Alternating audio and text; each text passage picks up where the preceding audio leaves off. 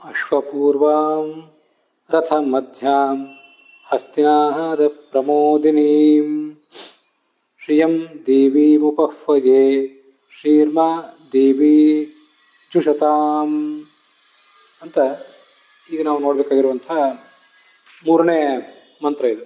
ಶ್ರೀ ಸೂಕ್ತದ ಮೂರನೇ ಮಂತ್ರ. ಅದಕ್ಕೇನರ್ಥ? ಲಕ್ಷ್ಮೀದೇವಿ ಸಪರಿವಾರಳಾಗಿ ಬರ್ತಾ ಇದ್ದರೆ ಆ ಪರಿವಾರದ ಮುಂಭಾಗದಲ್ಲಿ ಕುದುರೆಯ ಪಡೆ ಇದೆ. ನಾನು ಈ ಸಂಸ್ಕೃತ ಮೂಲ ವೇದ ಮಂತ್ರವನ್ನು ಹೇಳಿದ ಮೇಲೆ ಗೋವಿಂದಾಚಾರ್ಯರ ಕವನಾನುವಾದವನ್ನು ಓದುವುದು ಇವತ್ತು ಮರೆತೆ. ಮೊದಲು ಅದನ್ನು ಓದ್ತೇನೆ. ಕುದುರೆ ಮುಂಚೂಣಿಯಲ್ಲಿ ತೇರುಂಟು ನಡುವೆ ಮದ್ದಾನೆಗಳ ಗೀಳಿಂದ ಗೆಲುವುಗೊಂಡವಳು ಸಿರಿದೇವಿಯನ್ನು ಕರೆವೆ ನನ್ನನ ಸಿರಿದೇವಿ ವಾತ್ಸಲ್ಯ ದೆರಕದಲ್ಲಿ ತೊರೆಯುತ್ತಿರಲಿ.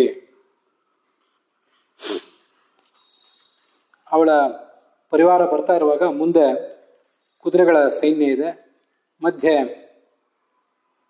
ರಥಗಳ ಸಮೂಹ ಇದೆ. ಆನೆಗಳ ಶಬ್ದ ಕೇಳಿ ಬರ್ತಾ ಇದೆ. ಅದನ್ನು ಆಲಿಸಿ ಲಕ್ಷ್ಮೀದೇವಿ ಸಂತೋಷಿಸ್ತಾ ಇದ್ದಾಳೆ. ಅಂಥ ಶ್ರಿಯಂ ದೇವೀಂ ಲಕ್ಷ್ಮೀದೇವಿಯನ್ನು ಉಪಹ್ವಯೇ ನಾನು ಆಹ್ವಾನಿಸ್ತೇನೆ. ಶ್ರೀಹಿ ಸಂಪತ್ಕರಳಾದಂಥ ಆ ದೇವಿ ಮಾ ನನ್ನನ್ನು ಜುಷತಾಂ ಪ್ರೀತಿಯಿಂದ ಹರಸಲಿ, ಸೇವಿಸಲಿ ಅಂತ ಅದರ ತಾತ್ಪರ್ಯ.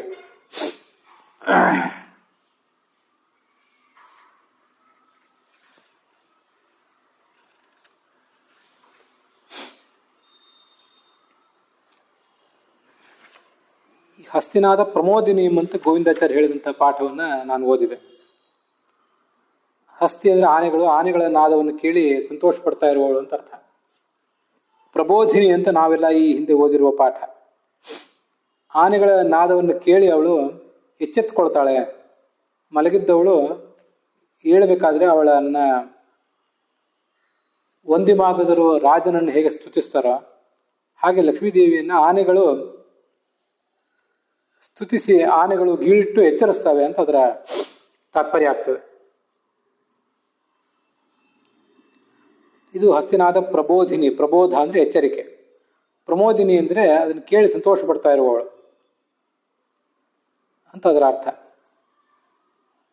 ಶ್ರೀ ಅಂದರೆ ಶ್ರಯತೆ ಇತಿ ಶ್ರೀ, ನಾರಾಯಣನನ್ನು ಆಶ್ರಯಿಸಿಕೊಂಡಿರುವಂಥವಳು, ಆದ್ದರಿಂದ ಅವಳು ಶ್ರೀ.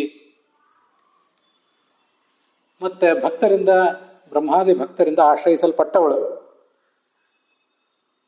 ಶ್ರೀಯತೆ ಇತಿ ಶ್ರೀಹಿ. ಈಗ ಎರಡು ಕಾರಣದಿಂದಲೂ ಕೂಡ ಅವಳು ಶ್ರೀ. ಹಸ್ತಿನಾದ ಪ್ರಬೋಧಿನಿ ಅಂತ, ಹಸ್ತಿನಾದ ಪ್ರಬೋಧಿನಿ ಮತ್ತು ಶ್ರೀರ್ಮಾ ದೇವೀರ್ ಜುಷತಾಂ ಅಲ್ಲಿ ರ ಕೇಳಿ ಬರ್ತದೆ. ಇದೆಲ್ಲ ವಿದ್ಯಾರಣ್ಯರು, ಪೃಥ್ವೀಧರಾಚಾರ್ಯರು ಇವರೆಲ್ಲ ಸ್ವೀಕಾರ ಮಾಡಿರುವಂತಹ ಪಾಠ. ಗೋವಿಂದಾಚಾರ್ಯ ಹೇಳಿರುವಂತೆ ಪ್ರಮೋದಿನಿ ಮತ್ತೆ ದೇವೀರ್ ಜುಷತಾಂ ಬದಲಾಗಿ ದೇವಿ ಜುಷತಾಂ. ದೇವಿ ಜುಷತಾಂ ಅನ್ನೋದು ಭಾಷಾ ದೃಷ್ಟಿಯಿಂದ ಅಷ್ಟು ಸಮಂಜಸವಾದ ಪ್ರಯೋಗ ಅಲ್ಲ, ಛಾಂದಸವಾದ ಪ್ರಯೋಗ ಅಂತ ಅದನ್ನು ಹೊಂದಿಸಬೇಕು. ದೇವಿ ಜುಷತಾಂ ಅನ್ನೋದು ಶುದ್ಧವಾದ ಪಾಠ. ದೇವಿ ಅಂತ ನದಿ ಶಬ್ದದಂತೆ ದೇವಿ ದೇವಿಯೌ ದೇವ್ಯ, ದೇವಿ ದೇವ್ಯೌ ದೇವ್ಯ ಅಂತ ಸರಿಯಲ್ಲ ಅದು. ಈಕಾರ ಅಂತ ಒಂದು ಶಬ್ದಕ್ಕೆ ಕೆಲವು ಶಬ್ದಗಳಿಗೆ ವಿಸರ್ಗ ಬರ್ತದೆ, ಕೆಲವು ಶಬ್ದಗಳಿಗೆ ವಿಸರ್ಗ ಬರೋದಿಲ್ಲ ಪ್ರಥಮ ವಿಭಕ್ತಿ ಏಕವಚನದಲ್ಲಿ. ಹಾಗಿದು ದೇವಿ ಜುಷತಾಂ ಅಂತನ್ನೋದು ಶುದ್ಧವಾದ ಪಾಠ. ಆಧುನಿಕ ವ್ಯಾಕರಣದ ದೃಷ್ಟಿಯಿಂದಲೂ ಕೂಡ ಹೊಂದಾಣಿಕೆಯನ್ನು ಕಾಣುತ್ತದೆ. ಅದೇ ಪ್ರಾಚೀನ ಹಸ್ತಪ್ರತಿಗಳಲ್ಲಿ ಉಪಲಬ್ಧ ಇದೆ, ಅದಕ್ಕೆ ಅದನ್ನು ಉಪಯೋಗ ಮಾಡಿದ್ದೀನಿ ಅಂತ ಗೋವಿಂದಾಚಾರ್ಯ ಹೇಳಿದ್ದಾರೆ. ಚತುರಂಗ ಬಲೋಪೇತಳಾದವಳು, ಧನಧಾನ್ಯ ಸುಖಕ್ಕೆ ನಮಗೆ ದಾಯಕಳಾದವಳು, ಅಶ್ವಾರೂಢರಾದವಳು ಅಂತ ರಾಜಲಕ್ಷ್ಮಿ, ಹಿರಣ್ಮಯಳಾದಂಥ ರಾಜಲಕ್ಷ್ಮಿಯನ್ನು ನಾನು ಸ್ತುತಿಸ್ತೇನೆ ಅಂತ ಅದರ ಒಟ್ಟು ತಾತ್ಪರ್ಯ.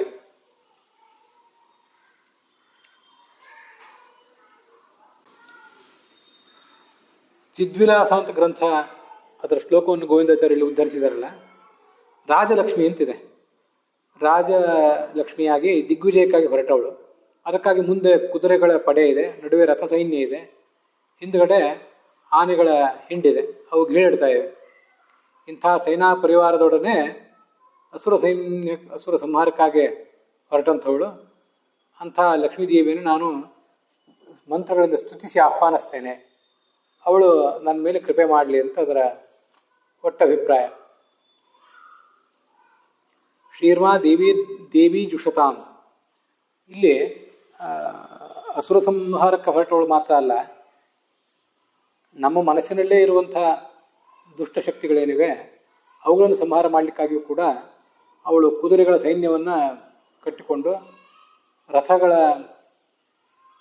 ಸಮೂಹವನ್ನು ಕೂಡ ಇಟ್ಕೊಂಡು, ಆನೆಗಳ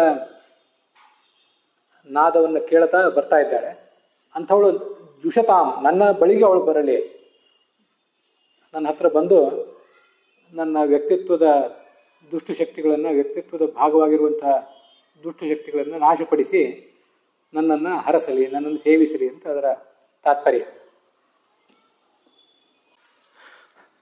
ಅಲ್ಲಿಗೆ ಈ ಮಂತ್ರದ ವ್ಯಾಖ್ಯಾನ ಸಮಾಪ್ತವಾಗಿದೆ.